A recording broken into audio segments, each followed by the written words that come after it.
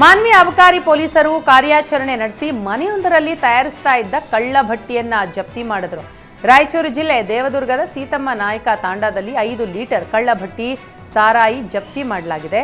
ಕಳ್ಳಭಟ್ಟಿ ದಂಧೆ ಮಾಡ್ತಾ ಇದ್ದ ಗುಡ್ಡದ ಶಾಂತಮ್ಮ ಎಂಬಾಕೆಯ ಮೇಲೆ ಪ್ರಕರಣ ದಾಖಲಿಸಲಾಗಿದೆ.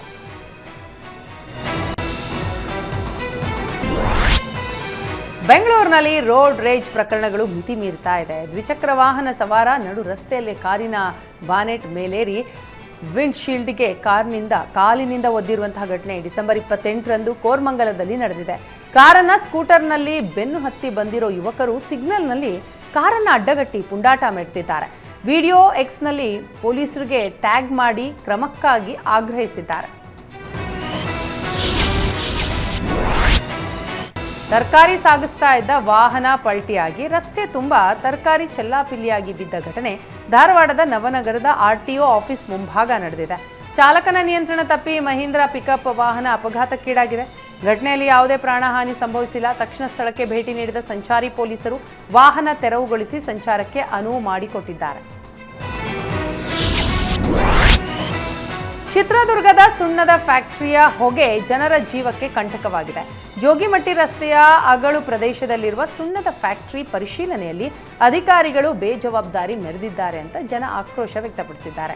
ಪರಿಸರ ಮಾಲಿನ್ಯ ನಿಯಂತ್ರಣ ಮಂಡಳಿ ಕಾಟಾಚಾರದ ವರದಿ ನೀಡಿದೆ. ವಿಷಕಾರಿ ಹೊಗೆ, ಆರೋಗ್ಯ ದುಷ್ಪರಿಣಾಮ, ವಾಯು ಮಾಲಿನ್ಯ, ಪರಿಸರ ಮಾಲಿನ್ಯದ ಬಗ್ಗೆ ವಿಶ್ಲೇಷಿಸಿಲ್ಲ ಅಂತ ಸ್ಥಳೀಯರು ಆರೋಪಿಸಿದ್ದಾರೆ.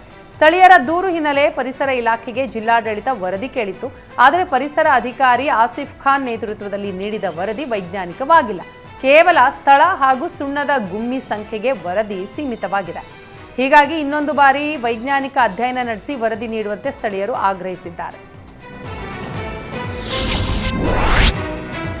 ತೊಗರಿಗೆ ಬೆಳೆ ಸಬ್ಸಿಡಿ ಇಳಿಕೆ ಮಾಡುವ ಮೂಲಕ ಕೇಂದ್ರ ಸರ್ಕಾರ ರೈತರಿಗೆ ಶಾಕ್ ಕೊಟ್ಟಿದೆ. ಇತ್ತ ರಾಜ್ಯ ಸರ್ಕಾರ ಕಳಪೆ ತೊಗರಿ ಬೀಜ ವಿತರಿಸಿದ್ದ ಬೆನ್ನಲ್ಲೇ ಕೇಂದ್ರದ ನಿರ್ಧಾರ ರೈತರನ್ನ ಕಂಗೆಡಿಸಿದೆ. ತೊಗರಿಗೆ ನೀಡ್ತಾ ಇದ್ದ 12,000 ಸಬ್ಸಿಡಿಯನ್ನ 7,500 ರೂಪಾಯಿ ಇಳಿಸಿರೋದು ರೈತರನ್ನ ಸಿಟ್ಟಿಗೇಳಿಸಿದೆ. ರಾಜ್ಯ ಕೇಂದ್ರ ಸರ್ಕಾರಗಳ ಅನ್ಯಾಯ ಖಂಡಿಸಿ ವಿಜಯಪುರದಲ್ಲಿ ಅಖಂಡ ಕರ್ನಾಟಕ ರೈತ ಸಂಘ ಪ್ರತಿಭಟನೆ ನಡೆಸಿತು. ರೈತರು ತಾವು ಬೆಳೆದ ತೊಗರಿಯನ್ನ ರಸ್ತೆಯಲ್ಲಿ ಸುರಿದು ಆಕ್ರೋಶ ಹೊರಹಾಕಿದ್ರು. ಕಳಪೆ ಬೀಜದಿಂದ ಇಳುವರಿ ಸಿಗದೆ ಕಂಗಾಲಾಗಿದ್ದ ರೈತರಿಗೆ ಕೇಂದ್ರ ನಿರ್ಧಾರ ಮತ್ತಷ್ಟು ಸಂಕಷ್ಟಕ್ಕೆ ದೂಡಿದೆ. ಸಬ್ಸಿಡಿ ಕಡಿತ ಆದೇಶ ವಾಪಸ್ ಪಡಿಬೇಕು ಅಂತ ರೈತರು ಆಗ್ರಹಿಸಿದರು.